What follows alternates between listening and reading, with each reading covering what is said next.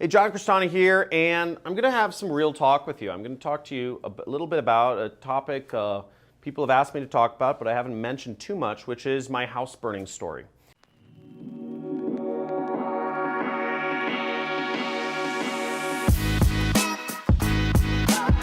What happened was I was actually at a entrepreneur event for my entrepreneurs organization the night of the fire. I was in area called Westlake Village. My house is in Malibu. So I was actually at this event that was only about 20 minutes away from my house at the time. It was a year-end or year-ish end party for entrepreneurs in the LA area. Everybody's making over $1 million a year. So there was, I don't know, maybe like a couple hundred people there. You know, all business owners, successful business owners, restaurant owners, you know, industrial machine shop owner, you know, all sorts of businesses, car dealership owners, all sorts of business owners.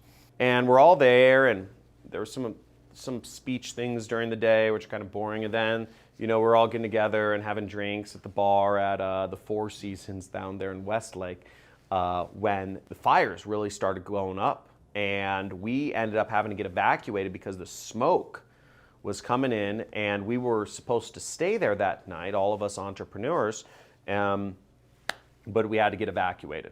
Now, I ended up getting in my truck and driving home. I had a couple drinks. I wasn't, you know, over the limit, you know, I'm sure. You know, I drove home, and the smoke was just, there was a lot of smoke in the air because it was all blowing. The winds were about, I don't know, something like 60, 70 miles an hour, and they were all blowing the fires from eastern Los Angeles over to our area, which is in Malibu. And so the smoke was all filtering there, but I didn't think the fires were that close. Now, I drove home. The fire people had said, we don't advise you go home, but the fire hasn't crossed the freeway yet. And I was like, it's not going to cross the freeway. I'd only lived in my house 3 months at this point, okay? Maybe not even 3 months. We had just bought this great Malibu ranch. It had horse stables. We had a big backyard right up against the mountain. We didn't have any horses yet, but we had you know, tack shed. We had a horse arena. We have a nice amount of land in a beautiful part of LA, you know, Malibu. And so I said, it's going to be fine. It's not going to cross the freeway. The freeways, you know, it's 14 lanes. It's huge. The freeways, you know, the freeways in Los Angeles are just, they stretch, you know, they're freaking big. So I thought the fire can't go all the way over that. And there's businesses on each side. It's not going to go over the freeway. You see where it's going, though. Now, the good thing was my wife and my daughter, I only had one daughter at the time, they were staying at about an hour away from where we lived. They were staying an hour away, not because we got in like an argument or anything. She had work. She still hadn't transitioned her work. I mean, she has clients. She sees them 1 or 2 days a week out in a different area of Los Angeles. So she was still seeing her clients. So she stays out there when she has work to see her parents. So it was me and the animals alone in my house. Fell asleep. And as I said, I had a couple drinks. So I was like, I'll just go to sleep. I'll evacuate in the morning if I need to. And I thought to myself, it couldn't happen to me. What are the chances that a fire actually burns down my house? Like, what are the chances of people who get hit by, like, their house is burned down by a wildfire? It's not going to happen to me. I just thought the odds were too crazy, okay? So what ended up happening was I woke up, my alarm was going off on my phone because I had set my alarm for, I don't know, 8:30. I hadn't set it when I went to sleep. It had just rolled over by accident from the day before that my alarm was set for 8:30. And I woke up and I snoozed my alarm and I was like, I don't want to get out of bed. And I remember looking outside and I was like, oh, the sky's a funny color. It's kind of like orangey reddish. And I was like, oh, that's just the, you know, the soot, the smoke blows this way and the sun shines through the smoke. It's going to look weird. I didn't think, you know, I thought the fire was still miles away. Now, it all got a little weird when the whole world went black for a second. I was lying in my bed and everything just went black. And even with, I don't know if my eyes were half open or it was just black. And I was like, oh my God, what just happened? And I look outside, I'm like peeking out of my bed, and then finally I get up and I look out and I realize a tree, a burned tree had just collapsed. And the ashes and the soot and the blackened bark and all that blackened stuff, when the tree collapsed, had rose up in a black cloud and blotted out the sun. I was like, oh my gosh. The fire was within maybe 100 yards, okay? But it was that close where the soot of this blackened the whole sky. And it was a tree in my neighbor's yard. And I thought to myself, holy, like, God, just every swear word you can think of, because the fire was literally right there and it was raging. I'm talking 100-foot flames. Because the trees were 40, 50 feet tall, sycamore trees. And the flames always go up 2 to 3 times what the actual height of something is. So the flames were 100 feet in the air, and I'm looking out. One tree had just collapsed. I was just freaked out. I was like, oh my gosh, it's in our neighbor's backyard.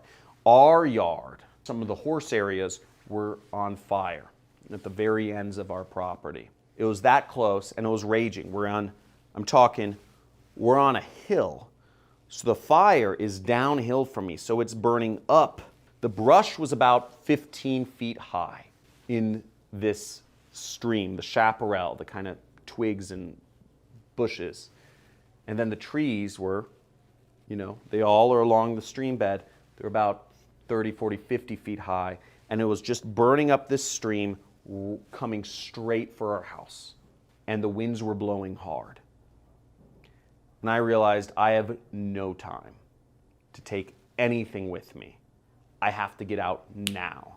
And the fire was raging. You could feel it from my bedroom. So in that moment, I had to make decisions of what to bring. First thing was put on my clothes. Okay, I was like, I have to put on clothes. I can't just run out of my car like this. And then the second thing was, I need my phone to call people. I need my wallet. I just need my driver's license. It's right next to my phone. And I need my keys to my truck to get out of here. And so that was obvious. Clothes, wallet, keys, phone. And then beyond that, I started going through a laundry list. And I said, okay, animals, my dog, my cats, and my hedgehog. Then my mind said, okay, what else should I get? We have some memorable photos. We have some memorable books. I have some memorable pictures. I have, these little clay prints of my daughter's foot and hand. We have all these little things, my computers, my hard drive. And I just said, screw it all. The only things that I can take with me are my animals. And I went out. It was pretty funny. I went out into my living room or the kitchen, and the cats were waiting because they always wait to get fed. They always get fed right in the morning, right after we wake up. And I went in there and I said, Juniper, Zeus. I was looking at Juniper was on the counter. Zeus is down by his tray. Tried to walk up to them, and I tried not to seem freaked out, but they could tell. And they were like, oh, this isn't good. He's coming to grab me or take me to the vet or something. They started running. They just bolted. And they went running around the house and hiding. I was like, no, this is the worst situation because the fire's in my backyard. I have these cats that are running away from me, so I'm going to have to leave these cats to die. And I'm like, my wife's going to kill me. And I'm going to die because she loves those cats. They were her pregnancy cats. The first cat, I went after the fat one first. His name was Zeus. And they're brother and sister. They're black cats. He went under the couch right near his dish. And I grabbed a broom and I just smacked him out from under the couch. And he looked at me and he was a little stunned. And he was like, what the heck, man? Why'd you just hit me? I'm playing. And I grabbed him. I threw him in his crate. The next one was a little bit harder to capture. Her name's Juniper, and she's smaller, slinkier, but faster. So I ran, I said, Juniper, Juniper, Juniper, come here, and she just ran under our table. Then I try to go get her. She runs into our living room. I try to go get her. She runs down another hallway, and I can't catch her. She's just running away, and she's freaked out. And the more I chase her, the more she runs. But I'm like, I don't have time to play games. You're gonna die. And I literally thought this cat I was just gonna have to leave her and let her burn to death. But that would be pretty hard to deal with. So the fire's coming. All this while, I'm hearing stuff crackling outside. It's getting closer. Finally, Juniper runs into our bedroom. And I close the door behind her. And I say, okay, it's you and me. I'm gonna get you. I try to grab her. She runs under the bed. I can't reach her. I end up flipping the mattress. Try to grab her. She runs under another, a dresser or something. Flip the dresser over. I flipped over every piece of furniture in there, and finally she got pinned between the mattress and the ground. And I just grabbed her by her tail and I ripped her out. I must have ripped out some of her claws. She's holding onto our carpet like this. And I rip her out by her tail because I was like, if you lose a tail, just be thankful you're alive. Finally, after all of this is said and done, I get her in her crate. I get our dog, which is easy, throw him in my truck. I turn on my truck, and then I realize I forgot the hedgehog. Now, his name is Henry, and he's my favorite thing. My wife hates him because hedgehogs are very smelly. They throw up on themselves to attract mates. That's how the boy hedgehogs attract females. They throw up on themselves and get their scent. And I was like, I can't leave the hedgehog. My wife would like that too much. She'd be too happy to get rid of the hedgehog, and I would feel guilty. He's a defenseless hedgehog. Like, you can't let a hedgehog die.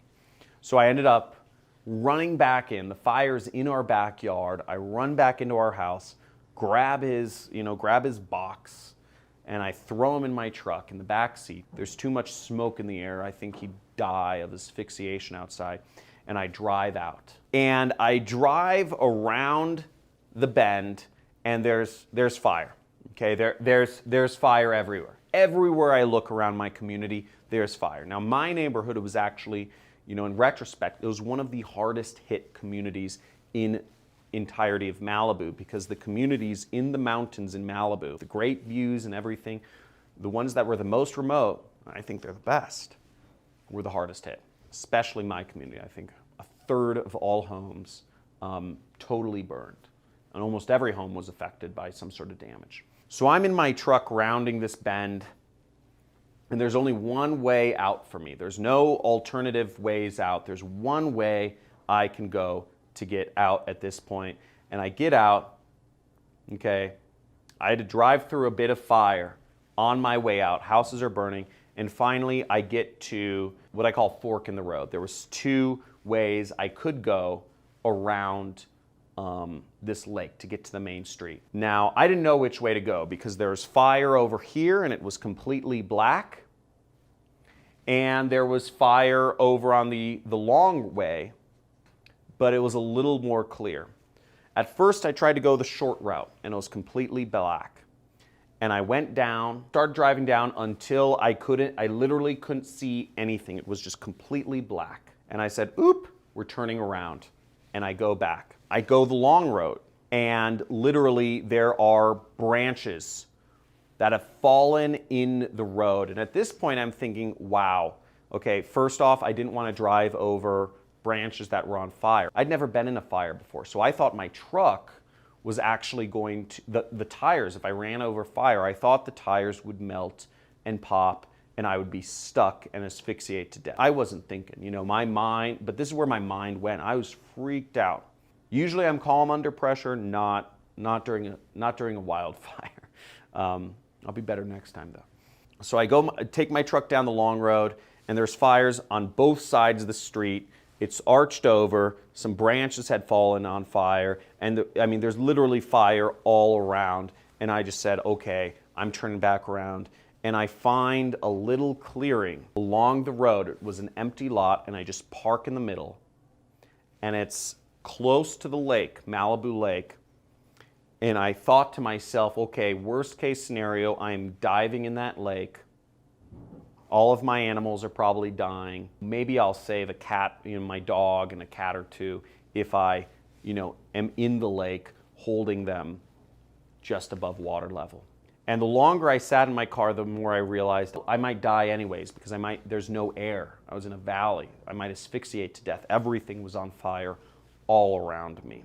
But I was sitting in my car and I made a little video because I wasn't sure if I was going to get out. I was hoping maybe my phone would survive and people would get the video. It was like a eulogy. Finally, a fireman in a truck. The fire people they had no resources to help save our community because the fire was so big. The firefighters were stretched thin. Our community had been left to be just burned. Okay, fire people were not fighting the fire in our area, but somebody had come through in not a fire truck, but just like a normal kind of like Ford F-250, driving through just to see if there are any stragglers. And I saw him and I started honking my horn. I got out of my truck, I went over and I said, I don't know which way to go. I think everything's on fire. He said, go that way. So, the way he came from. And he said, you can go there. He says, although it's black and there's no visibility, just continue driving through it. So I said, okay, I'm going to trust because you can't see. I couldn't see the road. I couldn't see anything. It was so black. There's no visibility. I got in my car and I zoomed down that way, and finally I got on the main street, which is Mulholland Highway, and I was home free because the firefighters keep Mulholland Highway, which is this road that goes about, I don't know, maybe 100 miles. There's mountains in downtown Los Angeles. It goes from those mountains all the way down to the end of Malibu. It's this long highway along the very ridge line of the mountains throughout all of Los Angeles. And it's a very curvy road, very high up, and I guess the firefighters use it as their kind of like line of defense. They just make sure that road is always open. Not necessarily the communities around there, but that road. So they had been defending that road, and the fires were right up against it, right? You're at a road on the top of the mountains. The fires are burning houses on either side, but the firefighters were making sure that the fire never shut down that road. And I was able to drive along that road. It gives me chills to this day. I was able to get out of the fire. That was my Woolsey fire story, and it was crazy. First thing I did, all the cell phone lines had been burned and the power had been shut off in the community I was in, so I couldn't make calls until I got a couple miles away from the wildfire zone. I made calls to everybody and let them know I was alive. People thought I was dead. And that was one of the scariest moments of my life. It was pretty gnarly looking back on that. I came this close to dying or getting burned in a wildfire. Maybe not, I don't know, but it was close. So that was my story. I wanted to share that with you because it was a dramatic moment in my life, and I'm not going to share too many of these moments. But this channel is about, marketing and entrepreneurship mainly. But that was a huge thing. And one of the big things, though, that I realized after everything burned is I don't really miss any of the things that actually burned, which is a weird thing looking back. The only thing I miss the most is I had my whole book collection. Every book I had read since I was a child, I would always take notes in the margin. I'd always write my thoughts down. And losing all of those moments in time, of all the books I read, I went back through my book. I'd read through my notes. I'd just spend 20 minutes and just read through an old book just to reminisce. And losing those books were actually the most meaningful thing I missed in losing the nature. But the nature came back very fast. Nature is a way of coming back. So that's what happened during the Woolsey fire. It's my fire story. Thanks for watching.